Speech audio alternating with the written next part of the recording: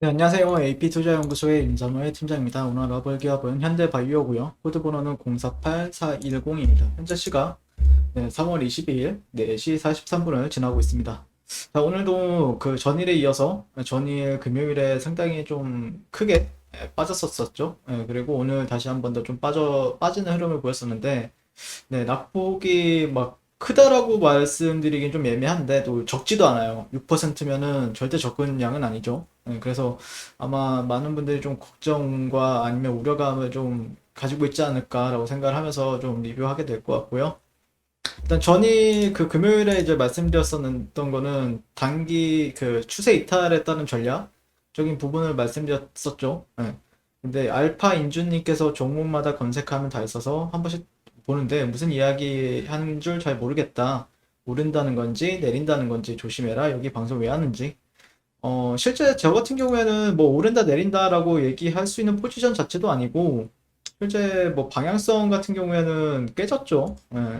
전일에도 말씀을 드렸지만 그러니까 제가 최근에 이제 말씀드렸던 내용은 단기적인 그 추세적인 부분을 좀 참고를 한다라고 했을 때는 이런 저점과 저점을 연결하는 구간들이 깨지게 되면은 추세가 깨지면 안 좋아진다라는 거죠. 그거에 대해서 이제 말씀드리게 되면은 뭐 손절을 해라 마라라는 관점보다는 여기가 깨지면 추세 이탈로서 시장 참여자들은 반응을 하게 될 것이고 뭐 거기서 이제 추가적인 하락을 보시는 분들도 계실 거다라고 생각을 하고 있고 근데 이게 이 여기 계신 분들은 대응을 당연히 해야겠죠. 그래서 지난 시간에 여기서 잡았던 사람들은 대응을 하는 게 좀 편할 수 있고 여기서 잡으신 분들도 분명히 계실 거니까 여기 계신 분들은 어떤 캔들에 기반을 해서 둔 전략들을 썼거나 아니면 익절을 하시거나 아니면은 본전 손절을 감안하고 지켜보신다거나 그런 전략들이 좀 유효하지 않나라고 이제 설명을 드렸어요. 그러니까 뭐 여러분이 제가 이제 뭐 매수냐 매도냐 아니면 올라간다 내려간다를 얘기하는 구간은 조금 저도 이제 아는 구간들이 있죠. 개인적으로는 이런 구간에서는 올라갈 것으로 봤었고요. 근데 다만 말씀드리고 싶은 거는 이런 구간은 좀 대응의 영역이다 보니까 아마 많은 분들이 좀 헷갈리실 거라고 생각을 해요. 저라면은 여기서는 손절 나가죠. 왜냐하면 트렌드가 이탈을 했으니까. 트렌드가 이탈하기 전까지는 매수 관점이고, 근데 다만 이 구간을 좀 돌파하게 되면 더 간다라는 관점으로 볼 수는 있었겠죠. 단기적으로는요. 근데 어쨌든 이런 저항 지지대, 지지대라고 하면 뭡니까?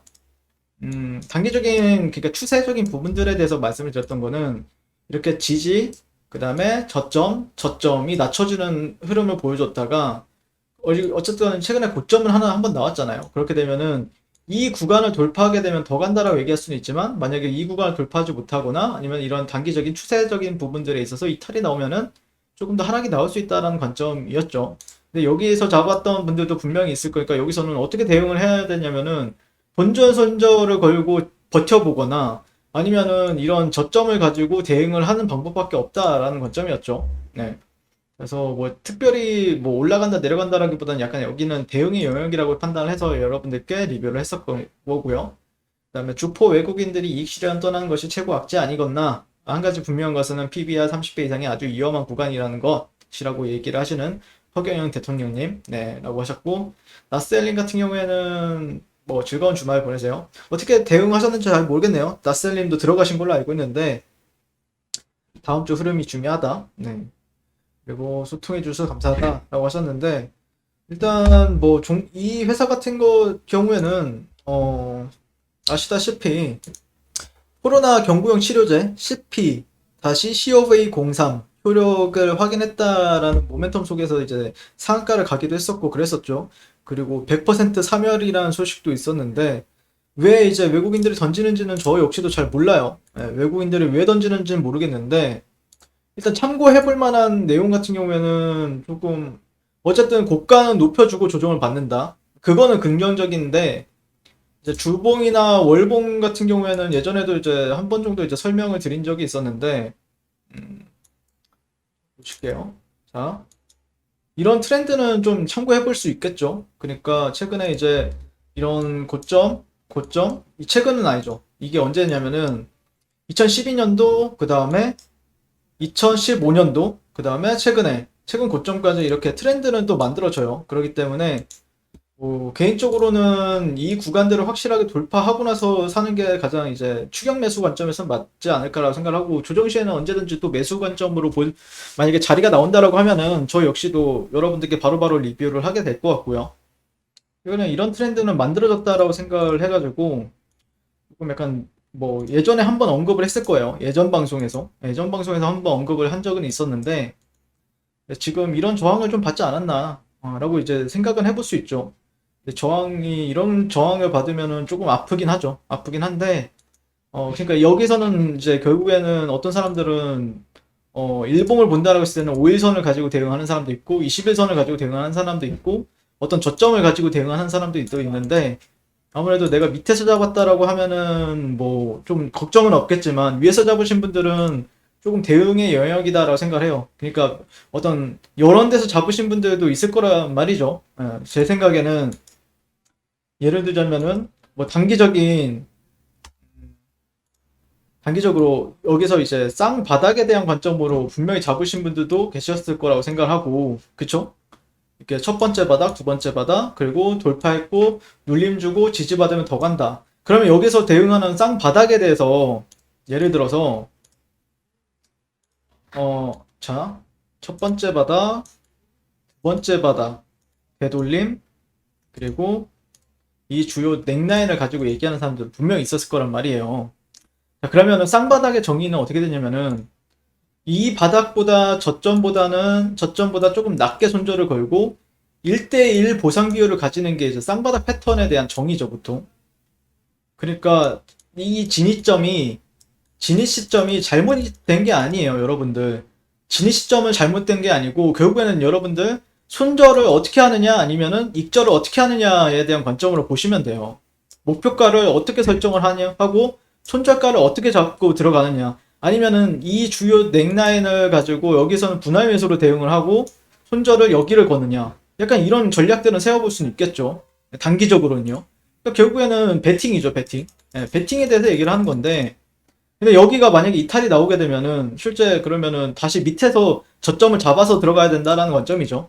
저점은 만약에 이 구간이 이탈이 나오면은 다시 한 번 더 저점을 다시 잡아서 들어가는 게 맞을 거고, 이런 구간들이 어떻게든 뭐 나중에 가서야 뭐 박스권이 다시 한 번 더 이런 식으로 형성이 되어 준다라든지, 그럼 분위기는 또 바뀌잖아요.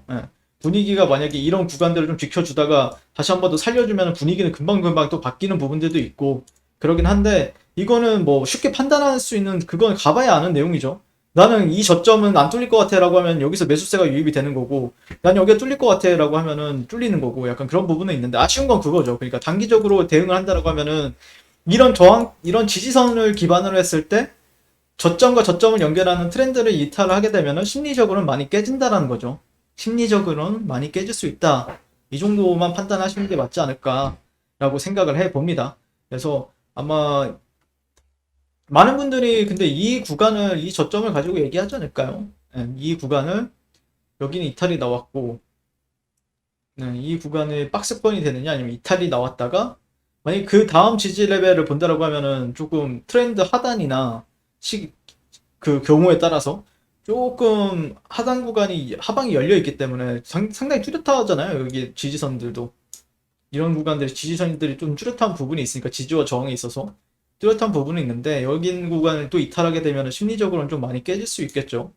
근데 기왕이면 지켜주면서 어떤 단기적으로 뭐 박스권이라든지 아니면은 다시 한 번 더 다중바닥을 만들어 준다라든지, 그러면서 이런 데를 저항을 돌파해 준다라고 하면은 다시 한 번 더 상승을 기대해 볼 수 있고요. 그렇기 때문에 아직까지 방향성은 안 나왔어요.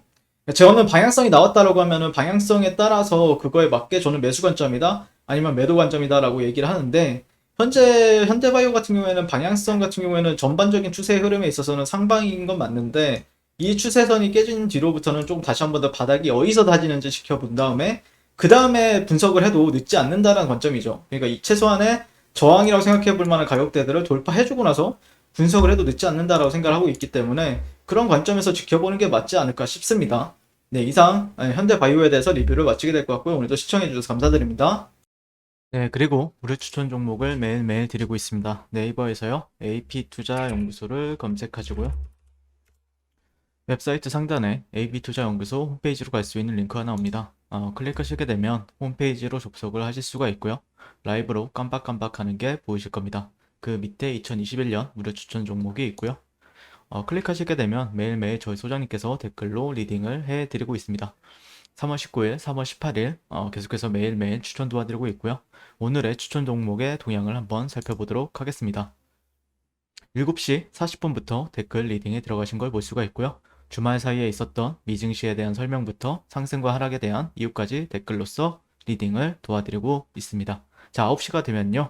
종목 추천이 나가게 되는데요. 종목명, 매수가, 1차 목표가, 손절가가 함께 제시가 됩니다. 오늘 같은 경우에는 투비소프트 현재가 2200원 기준 매수, 1차 목표가 2265원, 손절가 2100원으로 대응합니다. 이렇게 종목이 나왔고요. 진양산업, GL팜텍 이런 식으로 종목이 나갔습니다.